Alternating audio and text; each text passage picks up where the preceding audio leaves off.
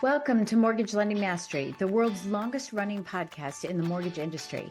I'm your host, Lady Jen Du Plessis, with over 4 decades of mortgage, real estate, and financial services experience, providing the knowledge you need to advance your mortgage practice quickly and efficiently. Hey, everybody, welcome back to Mortgage Lending Mastery. I'm really excited today because Steve Rodgers is joining us, and I'm going to tell you about him in just a moment. But, I had the wonderful privilege of meeting him at, we met at Prosperity Camp, Secret Knock, the Mastermind, right? There were a lot of different places. We finally hooked up. Over the years, different places for sure. Yeah. Oh yeah. And I finally was like, I have to talk to you. Because I kept wanting to, and just things kept happening. But I'm just so delighted to have you here. So let me tell everybody about you. You're the host of the Alchemy Business podcast show, which I've been on. That's exciting. And you are the author of 2 #1 best-selling books. One is called Lead to Gold, and the other is the IGI Principles, which we're going to talk about for just a few minutes here. And you're the CEO of the Alchemy Advisors coaching and consulting firm. But there's a little more background to you. So I want to give that you're a former Warren Buffett CEO, that you ran Berkshire Hathaway, which most of the people that are listening to this podcast will know exactly what that's about. But where everything has brought you today is now the director of sales for PropertyDAO, or I know it as Property Grid, which we're going to talk about. It's about fractional real estate ownership. And this is the wave of the future. So listen in, because if you're struggling in the business, or you're looking for new avenues or new pillars, new revenue streams, this is going to be something that you're going to want to get involved in, because it has to do with blockchain. And I know when a lot of people hear blockchain, they start freaking out because they don't really understand what it is. But it's the ability to, purchase real estate through, through, I still call it an NFT. So I know it's not NFT, but we'll dissect that, and that still works. No problem. That works. Yeah, that pulls it apart. But what Steve's mostly known for, and what I know him for, is really having a servant leadership heart. And, I'm really excited to have you on the show. So welcome. Well, thank you, Lady Jen. It's a pleasure to be here as always, whether we're talking just personally or professionally, or in a hallway or at an event or on this podcast. I always enjoy our time together. So thank you so much for the invite, and I'm thrilled to be here. Yeah, I do too. And again, I want to say thank you so much for spending time with my husband and I, as we're learning about how to be part of Property Grid. We're so excited. And I know this is at the forefront. And I cannot wait to get to that. But we're just going to hold everybody off. That's called a loop, right? We're just going to have an open loop there and hold everybody off. You're going to hear all about it. But we want to really talk about this servant, leadership heartfelt that you have, because I know you have years in the industry, in real estate. And, there was this event where, I'm being highlighted in a documentary called The Domino Effect, is that thing that flicked the of what happened in your life. So tell us a little bit about that, about where your headspace was, what you were doing, and why you made this transition over to, okay, this has got to be heartfelt, it has to be God-centered. I know you've got some God-centered too, and you can talk about IGI, but give us a little bit of background on that. Yeah, thank you, Jen. Yeah, my path was in the traditional real estate space, just like you, Jen, and really climbed the ladder of mortgage and understanding the insides of mortgage, and you got to the top of the food chain. I mean, you were really like at the 0.0% of people at that level. 0.003. Yeah, so you were at that level. And I was honored enough to have a lot of mentors and do a lot of hard work and learn. And I got to a pretty high level as well in real estate, in the traditional residential real estate space. Started selling real estate in Southern California after being in the restaurant business, and started selling real estate, went into management, went into executive management in real estate. That was all in a company called Prudential California Realty. Warren Buffett was buying real estate companies back in the early 2000s and had bought a bunch of real estate companies and had not yet become Berkshire Hathaway Real Estate at the time. He ended up buying our company, which was a franchise of Prudential, and they asked me to stay on and become the CEO of that company because the owners had a 3-year out. So I was honored to meet Mr. Buffett. I was honored to go on and learn all about Home Services of America and Berkshire. And I went from being a very growing, huge franchise we were to part of a corporate company. And we were the 5th largest real estate company in the nation. We were doing around 25,000 transactions a year. almost 30 billion in sales volume, and we had title, escrow, mortgage, et cetera. During that path of climbing corporate America, though, I also played hard. My motto was work hard, play hard, work Oh hard, yeah, play hard. that's a lending motto. Come on, that's been I around know. forever, right? Forever. I mean, I think about all the workshops and events and conventions we go to, and we all honored ourselves on that. Like, Yes. whether you're a Look title at rep, us. or mortgage rep, or real estate agent, it's like work hard, play hard, and we Yeah. know how to play hard. I Yeah. mean, dancing and partying and travel and drinking. Yeah. And since I've Thirsty always been an Thursday. overachiever, Yeah. yeah, exactly. It's 5 o'clock somewhere, right? Right. So since I've always been an overachiever, I unfortunately became an overachiever at drinking as well. And I started realizing that alcohol Wow. started becoming a real, I liked alcohol. I enjoyed it. I celebrated a lot. I Yeah. partied a lot. I, entertained. But I realized when I was still going home and drinking after everyone else had stopped at night, there was a problem, and it Yeah. started chipping away at my soul. So my turning point ended up being I was in a shower one morning, taking a shower, hungover as heck, gonna be putting my suit on to go to a sales rally that I had to go pitch agents about their awards that day. And I was so hungover, and I was tired of the rat race of being hungover. Yeah. And I was in the shower, and I literally had two holograms pop up. And it was like two people. One was like a decrepit old guy that looked like he had been beaten up by the world. And the other one was me, kind of how I feel and look now. And I realized God was saying, you have a turning point right now. Yeah. You've got to make a choice. And also my daughter, who was 13 at the time, a week before had taken every alcohol bottle in the house and put it in a laundry basket and turned it upside down and put it on the counter in the middle of the kitchen counter. And this is back in the day of Yellow Pages, and had the Yellow Pages open and circled AA and said, you need help. Oh my gosh. And I was like, oh, right to my heart. So between Uh, those two episodes, I said, I've got to change. I'd already been a spiritual guy. I'd already been on a spiritual quest, but I really got deep into my own self-improvement. So at that time, I made a real decision to change my life. I quit drinking. I got really deep into personal development and spirituality. And in corporate America, I continued to be this spiritual seeker, but I also became this corporate guy, but I always had to have them parallel. I call myself, yeah. I was kind of a closeted spiritualist, if you would. And I You ended came out up, of the closet. Yeah. I came out of the closet of spirituality, and Yeah. I'm not here to define anybody's spirituality, whether it's Right. Christianity, Buddhism, Judaism, it doesn't matter to me. It's just belief in higher power. And I had to turn my life over to a higher power, and it wasn't me. And my Yeah. ego and my drive and my success with the cars and the houses and the success, I was putting so much control and power in making things happen because I was a doer. I also was paying the price for it. And so that led me to eventually break away. I started my own real estate company for a period of time. For 5 years, I ran my own real estate company in San Diego, and I had 10 real estate offices and mortgage, et cetera. But I ended up not being fulfilled in that. I felt the industry was being constricted. The industry was being challenged. And I thought, why am I building my future in an industry that I think is going to eventually start crumbling in a way? So I broke away eight or 9 years ago and started what I do now, Alchemy Advisors, which Yeah. is in the business of helping purpose-driven people and companies achieve more profit, productivity, and purpose in life, helping others succeed in a servant leadership way. Yeah. And so that has led me to a lot of relationships with people, and that's some of what we're going to talk about today. Yeah, yeah, I love that. And I think, and I know you're going to talk about IGI, which, by the way, that was the first, in fact, is it CPC that you quoted and then Greg took? I think CP, do you remember that? Do you know what I'm talking about?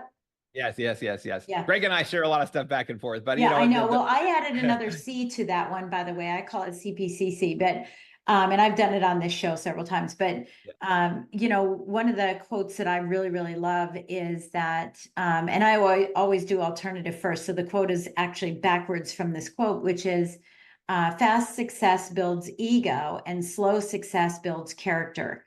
The actual quote is flipped, but I always do alternative first. It's a sales thing, right? I mean, yeah, I like that. That fast success builds ego and slow success builds character. And I think that, in the mortgage and real estate space, there's a lot of ego floating around, and it stems from, .com, when we came out of .com, when we have these refi booms, when we've had COVID, when we had, right before the Great Recession, there was a lot of, the ego, the Great Short. The Big Yeah, for Short, sure. rather. And, so there was a lot of ego that kind of stemmed around from that. And I think that some humility is now starting to come into these industries as we struggle through, this last year and a half to 2 years, trying to figure out, of course, on the backside of, I had the best year ever because the Right. market gave this to us, right? And so I think that there's some humility coming in, and I think that a lot of people are going to have this aha moment, just like you have. And I just saw a statistic recently that 38% of mortgage people have left the industry last year.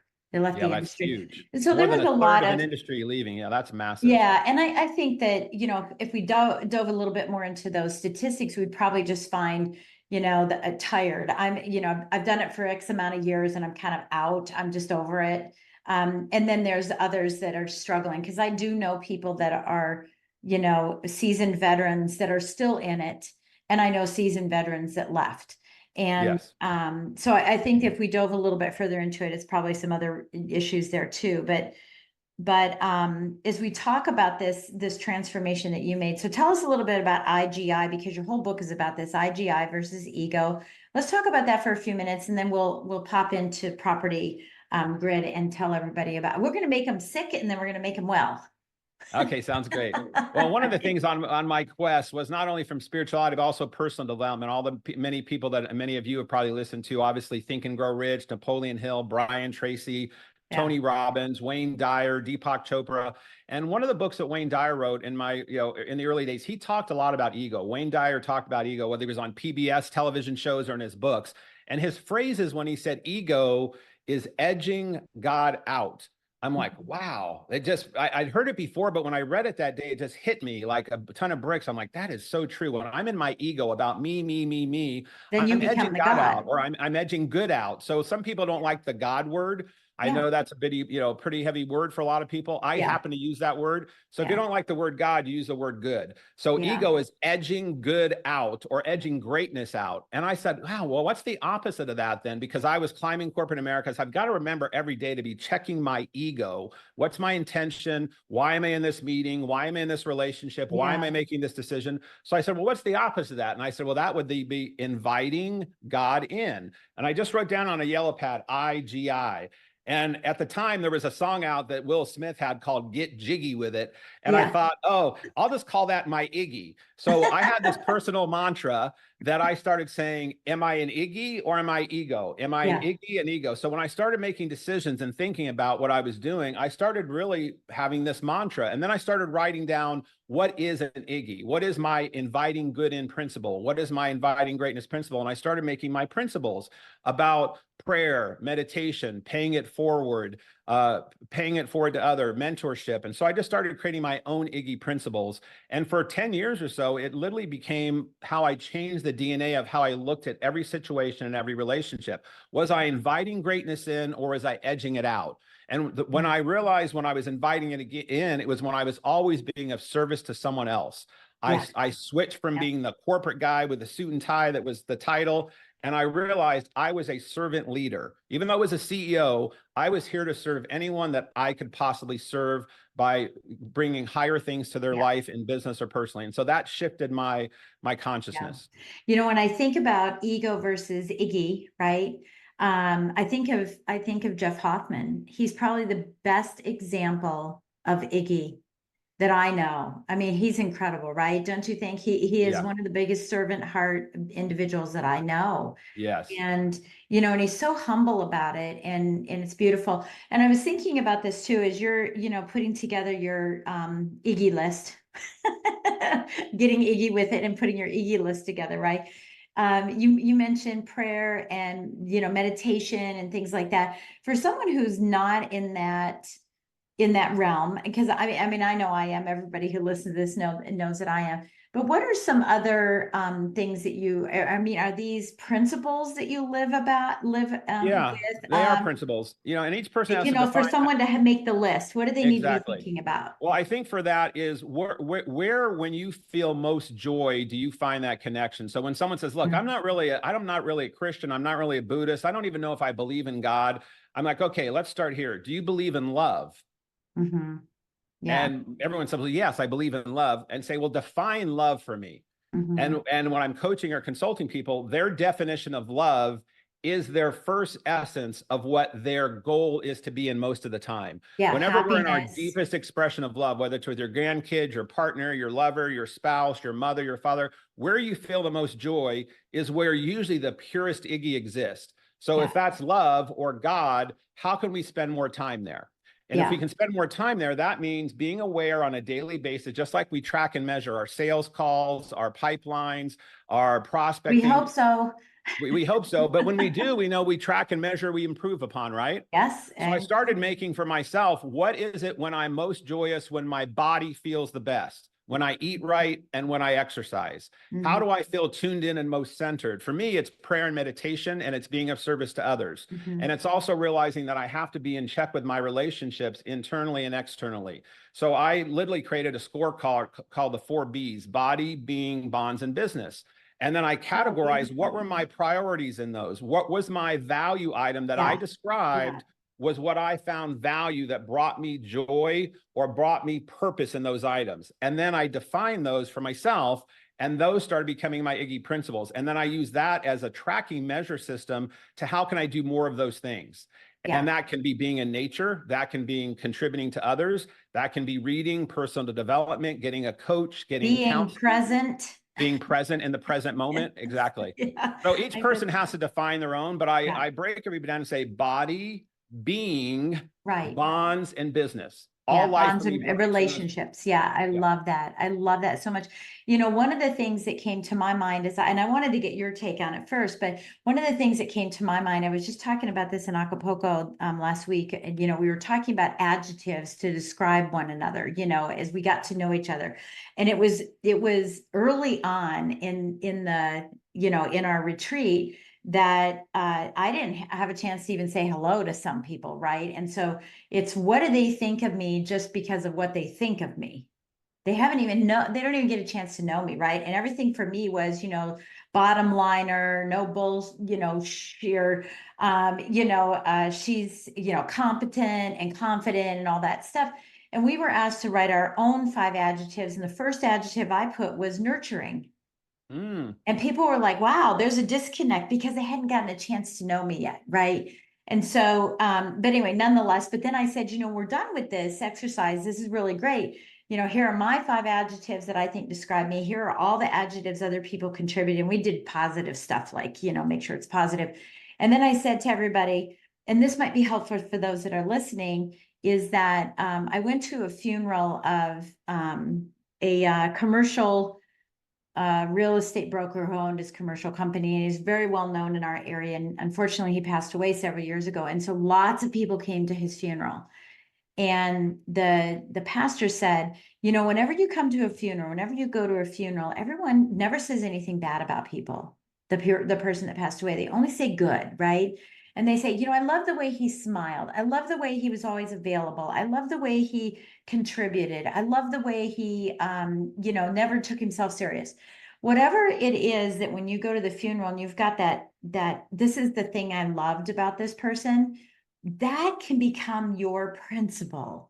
It can yes. become that thing where you say, why not take that on and make that, if I love that so much about that person, why not bring that into my fold and have me try to be that just as good as that person was in that same fold. And I think that you can start developing a list of, this is what I loved about them.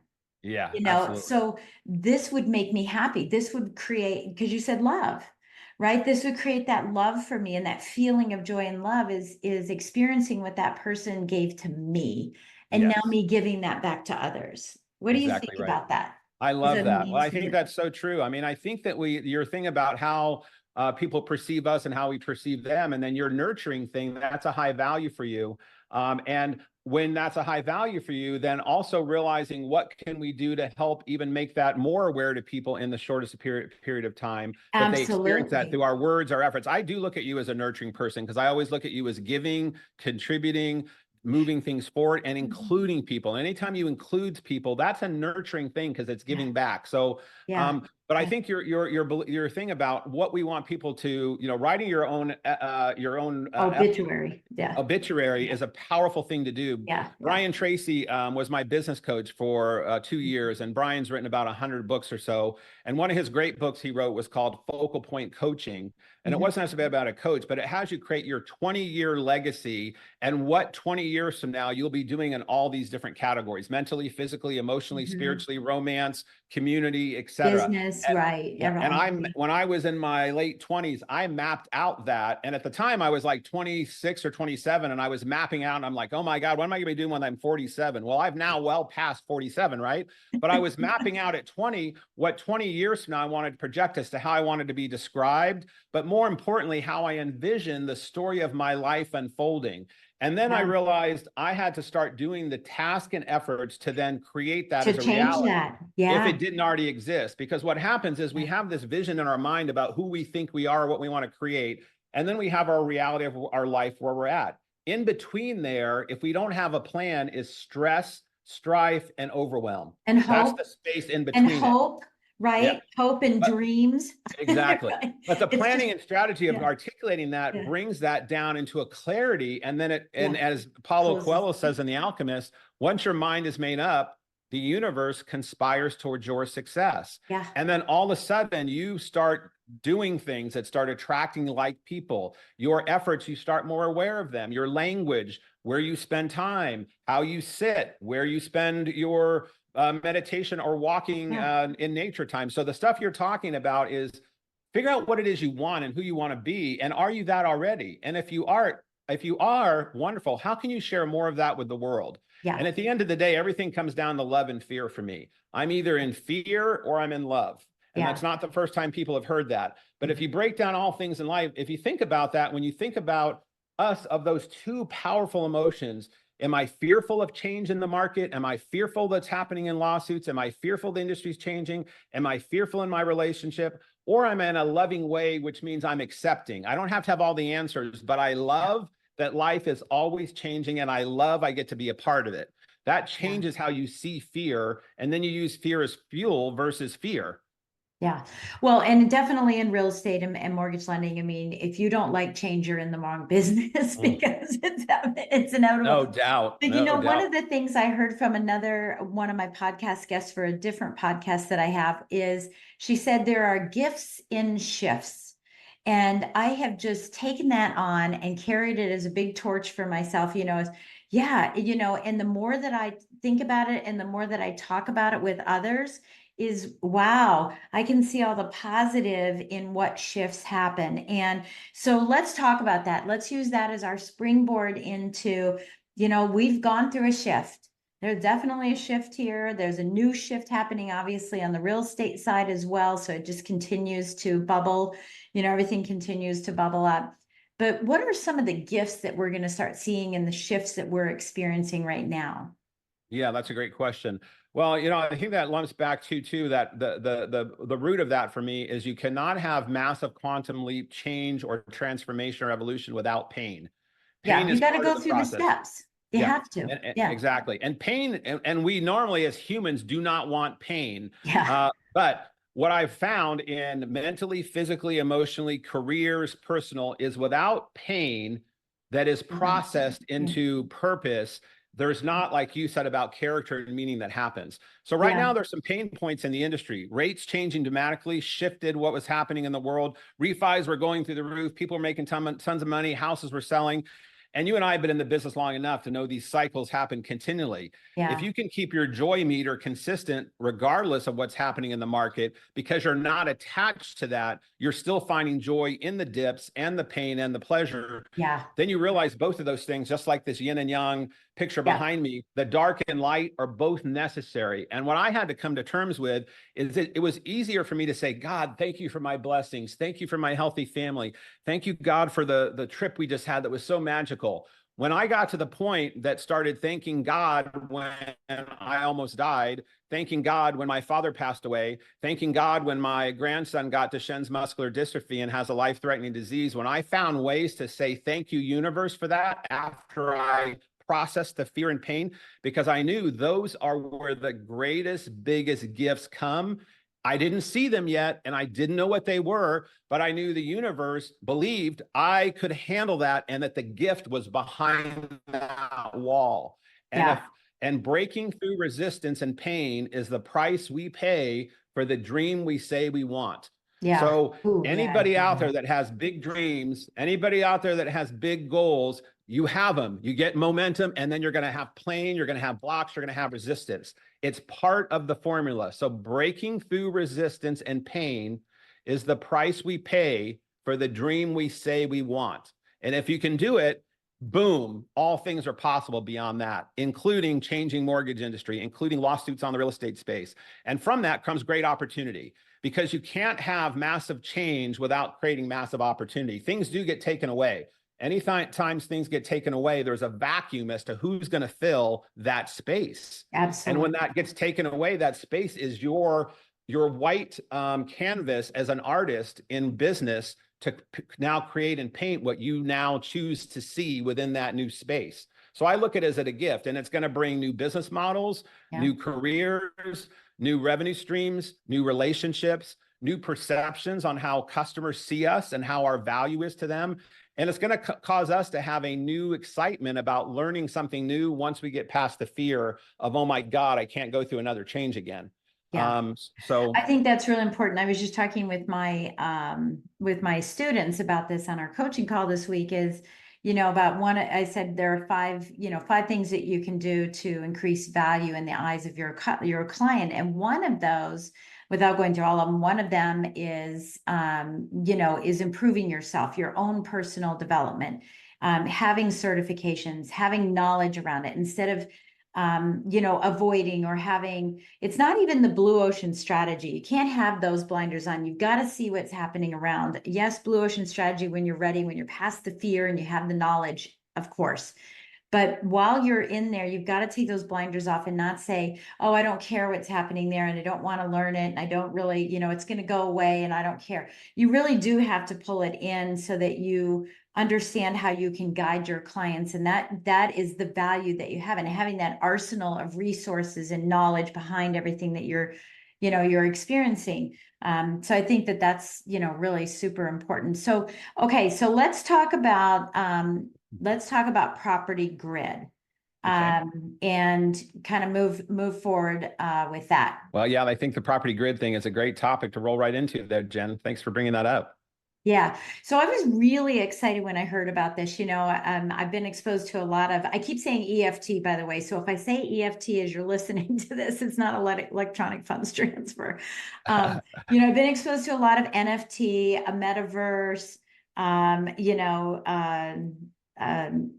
I was just saying something else that I was just thinking about. I was thinking metaverse, NFT, Bitcoin. I've been exposed to a lot of that. Bitcoin, minting, cryptocurrency, all of these new languages that we have the whole minting and the minting machines and yeah. stuff. And then you come in and you start talking about trends, and now I just lost it. Fractional ownership. Yeah, fractional ownership. And I'm going, what is this? And of course I had heard a little bit about real estate falling into the NFT world, but I know this is different than that. But so share with us a little bit about what exactly this is so that people understand it, because there is also something else out there about asset-based lending, which is hilarious, because I've been doing asset-based lending for years and years and years, but it seems to be popping up even more, and everyone thinks it's something new, and it's not. But so tell us what fractional ownership of real estate really is and looks like from your perspective, and explain to us like we're 5-year-olds, because this is something very new and different. It's new for everybody. It's the whole world, not just for you and me. It's for everybody. It's new for sure. Yeah. Well, this is as I mentioned on the previous segment, is my consulting company, Alchemy Advisors, over the last 7-8 years has consulted various things, real estate, finance, tech, et cetera. So I periodically have products that come across my desk and someone's referring somebody. So about 2 years ago, someone reached out that I knew and said, hey, I want you to talk to this company who would be looking for a consultant to help on doing something called PropertyDAO. And at the time I was studying Taoism because I study a lot of religions. I'm like, property DAO, is this like property Taoism? And they're like, no, not that kind of Taoism. It's a DAO, decentralized autonomous organization. I go, what the hell is that? So I was a novice as well. So what I quickly found out is that in the world of blockchain, that is the infrastructure, that's basically the real railroad tracks that keeps everything safe within the cryptocurrency world. Right. Blockchain's been around for a long while, but if you think about blockchain of just kind of being like a safety deposit box in a bank that's so secure, but it's like a ledger on the internet that is so secure that it's done in blocks. And once it's in a block and something's put in that block, it can never be changed. And so that allows things to be transacted or sold. And so cryptocurrency, when cryptocurrency and blockchain, and Bitcoin started happening, blockchain is the foundation which all these Ethereums and different things are built on. I'm not a crypto guy. I'm not a crypto expert. I have a little bit of cryptocurrency and I know about it, but it's not my field. So when they brought it to me and they said, hey, we're creating a platform that is Zillow with a buy button, allowing people to buy and sell property fractionally online on the blockchain platform using Web3, AI, and neural networks, and being able to speed up the process. And I'm like, what are you talking about? So I was that same guy. So fast forward 2 years from now, now where we are, I went from being a consultant and advisor of helping this new tech startup company, which is called PropertyDAO. And their first product that they're launching is called Property Grid. Property Grid is Zillow with a buy button, basically, where just like you, if you're a buyer and you're going on to look for properties on homes.com or Truly or Zillow, you look and you search for properties. You typically then will click and you go contact the agent, you set up showings, you make an offer, you open up a DocuSign to a buyer seller. If it's accepted, you open up escrow, all your stuff happens in all the different platforms. Mortgage has its platform, title has its platform. Agents, when I been in the business 30 years, I remember when agents went from using traditional contracts and writing on the back of cars and, writing and pulling out the papers and handing the copies to people to going to DocuSign. And I remember agents going, are you sure I can send them a contract and DocuSign and they can sign it on their phone? Yeah, like, are you sure? And then they do it 2 or 3 times. Like, how the hell do we ever live without DocuSign, right? So think about what's happening in the world of blockchain, and all these digitized assets that are happening within the crypto world are happening in other industries. E-trades, stockbrokers. You used to have to use a stockbroker to trade everything. And all of a sudden, there's these e-trades that got started. TurboTax, you used to have a tax person. Doesn't mean these people don't still have value. Those industries still have value, but the process and the systems that were used. Uber. So what this team, Uber, Instacart, QuickBooks, whatever it might be, any platform that is a platform that allows you to transact more easily is what this is creating. The industry as a whole has been very fragmented for decades because everyone does have their own system, and it's a complicated process. Mortgage is extremely complicated on its own merit, let alone attaching it to the process of what buyers and sellers have to go through with disclosures and contracts, all of those things. So this platform called Property Grid is being launched next month. It's been in stealth and being built for 2 years. You're going to be one of the early adopters and founders of this with us. And it's a platform will be an optional platform that buyers and sellers can go on like a Zillow. But when they're on it, they'll be touring properties, videos, etc. But when they're looking at it, it'll have a lot more data on it. It'll have a lot of pre-done appraisals and inspections and termite reports, everything done. And then just like you can buy stocks online or on your phone, you can actually click on a button and say, I want to invest in that house. Let's say it's a rental property, an Airbnb, or it's somebody's house and they're selling the whole house. You can actually click and start your transaction like a DocuSign on the platform, which is called a smart contract. And a smart contract is a new legal structure that is done in a blockchain format. The smart contract, you still will use title and escrow, but you'll transact all right online. Your wired funds will go into that. You can use regular currency. You can still have a loan if you need it. You can use your cryptocurrency if you have it, and you stay within the platform. And what it's allowing us to do is, just like you were talking about NFTs and tokenization and all of that, what happened in the world of cryptocurrency is these non-fungible tokens, as they call them, or NFTs. And I'm like, what the hell is that again? A non-fungible token? What does that even mean? It's basically, the way I want to explain this to people is, think about what's been happening on the New York Stock Exchange for decades. You take a business, it's a corporation. The corporation puts it out to a public offering. They slice it up in shares. They sell shares. Those shares have value based on whatever the market is bearing. What's Yeah. happening now, blockchain and these NFTs, and it's called minting. You take a property, you put it into a new corporation, either a DAO, which is a new legal structure like an LLC, or you can use an LLC, but you put it in a new corporation. The seller still owns the house or the commercial building or business. It then can be sold wholly as an asset, or you can slice it up into shares or tokens, and that's called minting. So a seller could put their property on and sell 5% of their house and pull out 50 grand or 100 grand. And just like if you've ever used GoFundMe, if you've ever done GoFundMe, it's going to be having crowdfunding where people come on and buy tokens in your property and transact right online. Yeah. And so this is going to be a whole platform that can be used. I'm so excited about it too, because one of the things you and I were talking about is refinancing. There's so many people, right? We have trapped equity right now. Yeah, it's not really trapped, but people have trapped equity because they don't want to let go of their low interest rate to, offset that for a 9% cash out, or get a home equity line, that's going to go up and down and all around. They don't know what's happening with, the election and all that stuff. So they want the money, but they don't want to sell their house because where are they going to go? Because they have the same issue that every other has, right? Exactly. So they feel like really trapped in their house. The equity is really trapped. And so this would be a way that someone could tap into the equity of their house by not getting a loan, but by selling a fractional portion of it. And who cares later, right? Who cares later when you sell the house? And if the value goes up, that person earns that 5% in your example. They earn that 5%. If I owned a fraction of your property of 5%, then I would gain equity. It's like an equity share. Remember those days? That's right. It's exactly long time ago, right? Exactly We had shared equity programs, right?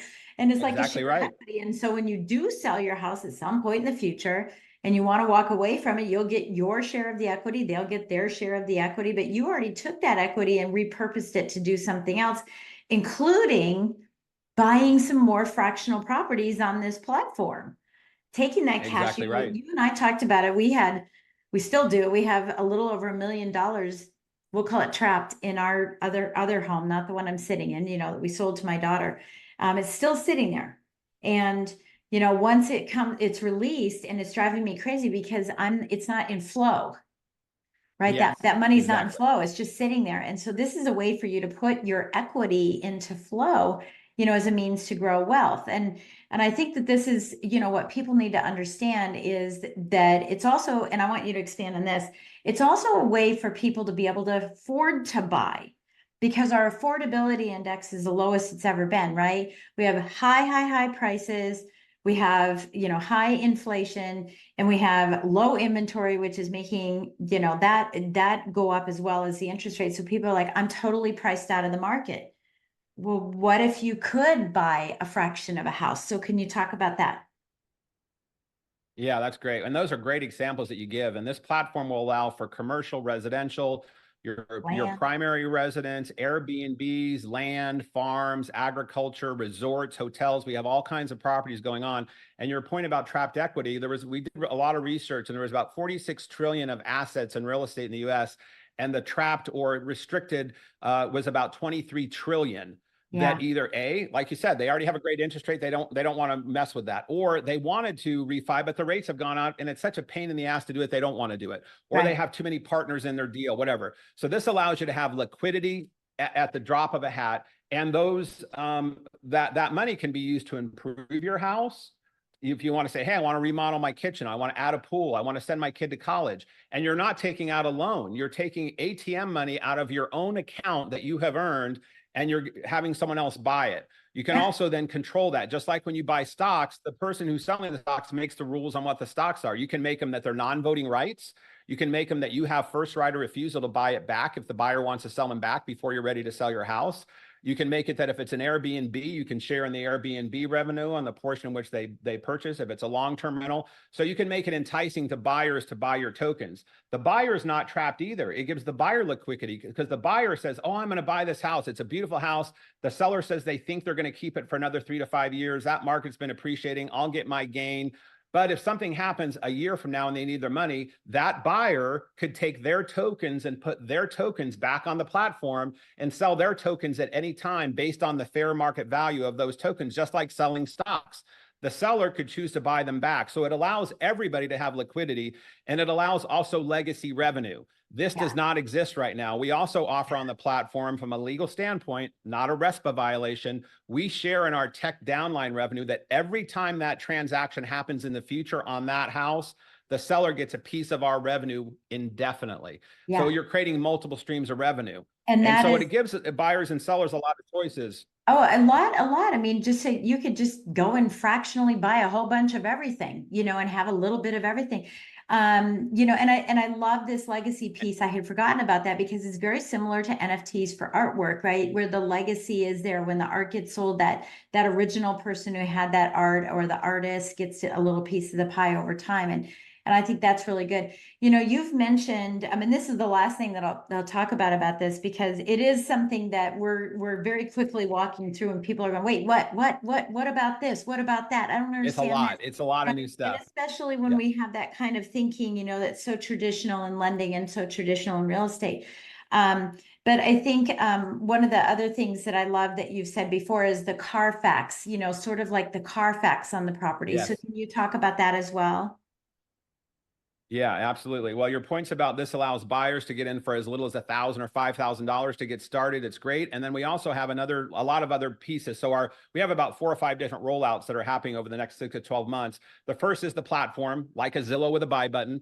And just like on an Amazon, you can either go on Amazon and shop, or you could also set up a store on Amazon. So on our platform, you could just come and look at pretty properties and shop and invest, or you could set up your own store and have your own downline. So we have the same kind of thing. Within that, we have a back-end program of educational programs, how to buy and sell real estate, 1031 exchanges. What is an NFT?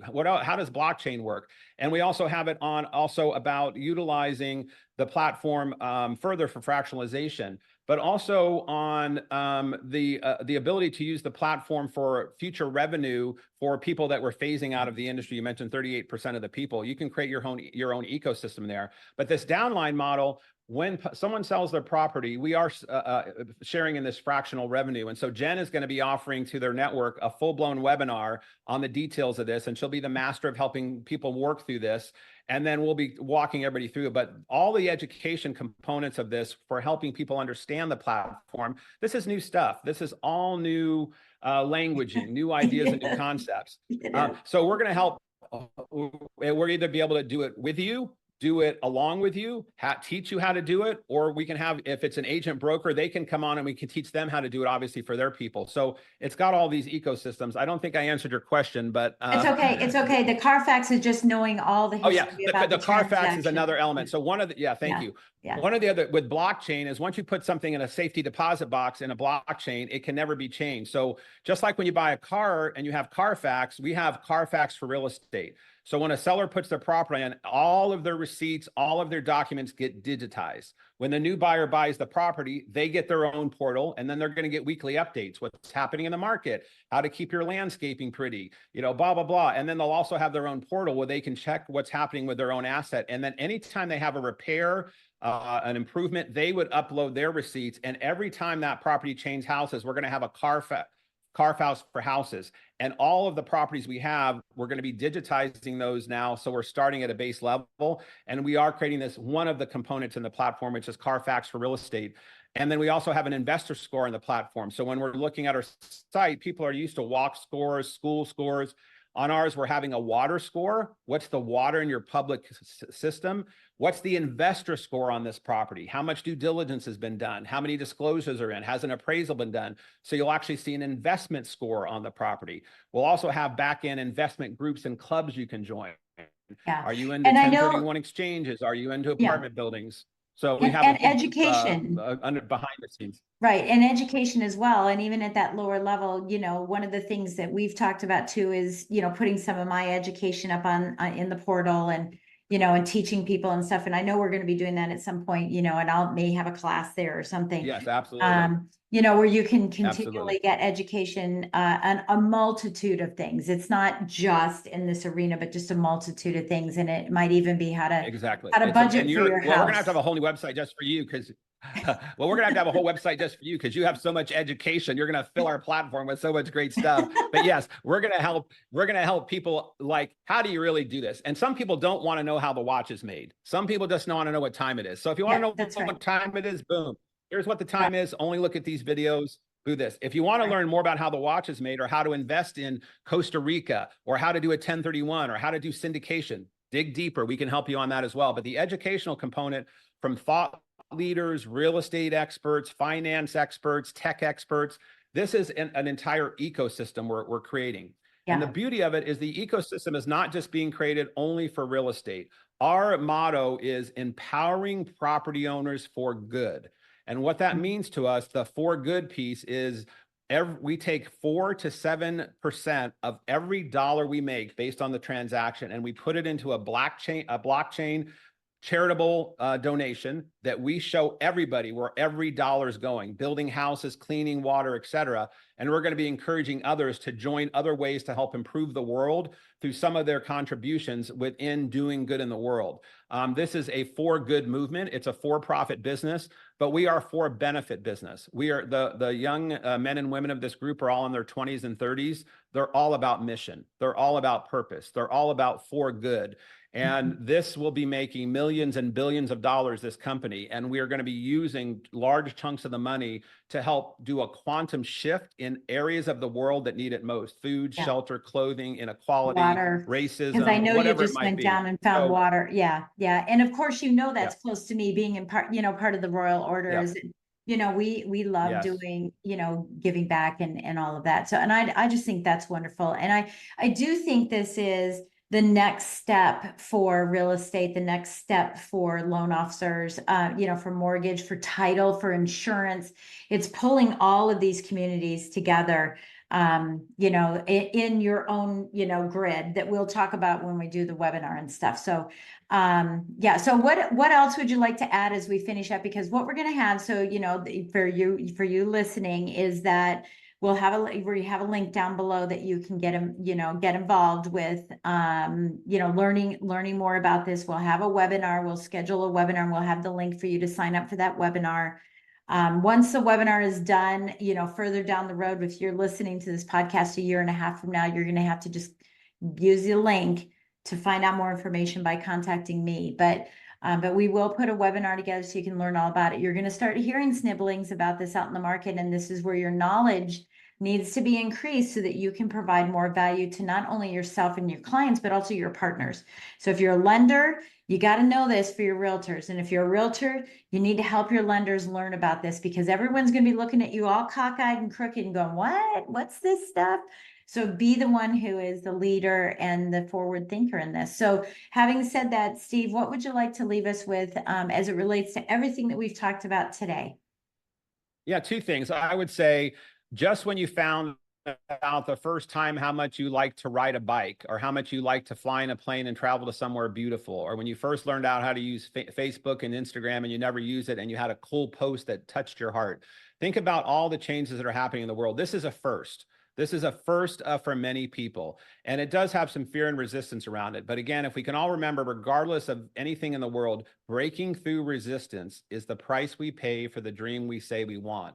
And when that breakthrough happens, great empowerment happens. Our minds open up, our hearts open up, our opportunities open up, and we have a reservoir of excitement, of opportunity that we are unbelievably thrilled with. So I'm going to encourage all of you to take a little bit of a risk and step forward and learn more about what's happening in the world that you're fearful of right now. AI, politics, issues that are happening in the world. Let's step into it versus stepping away from it. So that would be one thing of getting past the fear and getting into curiosity. If you get into curiosity, people are there to help you. You don't have to learn this overnight. This is a process, not an event. This is a baby step process that all the world's going to be learning around in all segments. This is not just in real estate. This is in finance, insurance, healthcare. This is happening everywhere, these kinds of technologies. So the world's moving around us for sure. And the other thing I'd leave us with is on an Iggy thing, is one of the most powerful things that I remind myself all the time of all the principles I've learned of anything in the world about making money, climbing a corporate ladder, starting a business, closing a business, raising capital. The most important thing I've ever learned is about reminding myself about forgiveness. and the power of forgiveness. So I challenge everyone on the call today to take a deep breath and think inside of your deepest heart, who in the world right now is the number one person that you need to find to forgive, that's challenged your heart more than any other person in the world? And who in the world do you believe might be the person that needs to forgive you for something? Even if you don't think they have a right that you should be asking, being forgiveness. So that power of forgiveness for me, when I seek that all the time, who do I need to forgive and who do I need to ask for forgiveness from, even though I don't know that I should ask for it? Those two things change my direction all the time, every day, all day. It opens up freedom, power, insights, and we don't even realize when we're stuck in the world and we think our business isn't flowing or our relationship isn't working or we're not getting all this stuff in flow. I have found that thing about forgiveness ultimately always immediately unlocks things that are gifts that come very quickly. So I would leave everyone with that. That's beautiful. Wow. Wow. Yeah. And, you know, I'm Catholic, so I go to confession for forgiveness. And I know how it feels, right? It's such a releasing thing. And that's the reason why it's there, you know, is to release everybody around us. And imagine, you know, you're doing it yourself, but imagine if everybody did it, you know, how powerful it could be. So I think that's super powerful. I love that, Steve. Thank you so much. And we'll have a link for everybody to get in touch with you as well. Below. And I just want to again say thank you so much for again having another conversation with me about Property Grid, because every time we have it, I get better and better at learning it. And you know, and I have a ways to go. I'm just a novice in this, but I hope to one day be someone who's really an expert in it. So I appreciate that you're sharing this with the rest of us in the world. And thank you for being with us today. Well, thank you. Thank you for all the work you do. It's a pleasure to know you. I knew when we first met, I'm like, this is a kindred spirit. And I love all the stuff you do out in the world of helping others, helping people, your family, your marriage, your relationship, your connection to God. You're a great woman to know. And I applaud you on all the great work you're doing. And thank you for having me on your show today. Thank you. Thank you so much. I sure appreciate it. Well, there we go. Another episode. I hope you learned a lot. I hope you're going to listen to it again, right? Take some notes and learn some new acronyms. Oh my gosh. You know, we have so many acronyms and everything that we do, but I know. I know. I'm so excited about it. But, you know, I want to say thank you so much for taking time to listen in today. I know that you're really busy. I know that you have things going on. We really appreciate that. You know, and please take a moment to give us a great 5-star rating and put something in the comments about what you learned from Steve and how excited you are to perhaps, you know, pursue this and really focusing on ego versus Iggy, if that's the space that you're in, you know, so a little mindset, a little mechanics, because this is what creates some momentum in the world. And last but not least, do us a favor and head on over to YouTube and subscribe to our YouTube channel as well, where you can not only watch us, but, you know, you're listening to us, but watch us too, and learn more about what we have in there in the playlist. So thank you again, and we'll catch you next time on Mortgage Lending Mastery. Bye, everybody. Thank you.